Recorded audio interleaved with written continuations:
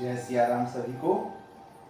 क्या आपको ज्ञान है कि महाराज जनक के जो मंत्री थे, जो मिथिला नगरी से चले अयोध्या के लिए, उनको अयोध्या पहुंचने में कितने दिन का समय लगा था? आइए यह हम आज की कहानी में सुनेंगे। आज हम आपको वाल्मीकि रामायण के बाल कांड के अध्याय 68 की कहानी सुनाएंगे।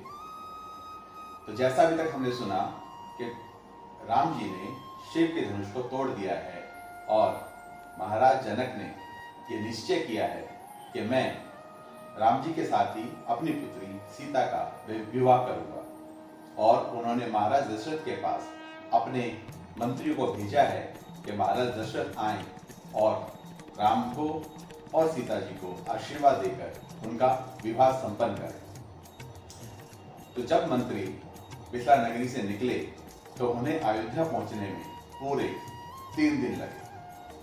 वहां पर 3 दिन तक लगातार पहुंचते पहुंचते वे सब लोग थक गए थे, परंतु महाराज दशरथ के दर्शन करके उनके थकान दूर हो गई। वो राजसभा में महाराज दशरथ से मिले, उनका हालचाल पूछा और उन्हें महाराज जनक का यह संदेश दिया कि वैसे तो आपको पता ही है कि मैंने ये व्रत किया था कि मैं उसी पराक्रमी से अपनी पुत्री सीता का विवाह करूंगा जो शिव धनुष को उठाकर उस पर प्रत्यंचा चढ़ा दे। और जब विश्वामित्र जी आपके दोनों पुत्रों को मिथिला नगरी लेकर आए तो राम जी ने सिर्फ उस शिव धनुष को उठाया ही नहीं, उसे बीच में से तोड़ भी दिया।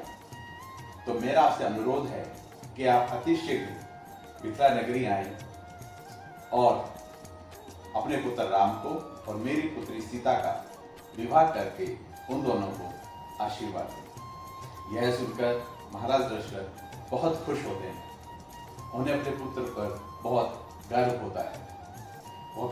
वो अपने सभी मंत्रियों को, अपने सभी गुरुओं को, वशिष्ठ जी को, वामदेव जी को यह बात बताते हैं और उनसे कहते हैं कि यह बहुत अच्छा प्रस्ताव है, हमें अति शीघ्र मिथिला जाना चाहिए और मेरे पुत्र राम का और महाराज जनक की पुत्री सीता का विवाह करवाना चाहिए। यह सुनकर उनके सभी मंत्रीगण, उनके सभी गुरुजन बहुत खुश होते हैं और उन्हें कहते हैं कि यह बहुत अच्छी बात है, हमें उन दोनों का विवाह अतिशीघ्र करवाना चाहिए और उसके लिए हमें अतिशीघ्र मिथिला नगरी पहुंचना चाहिए।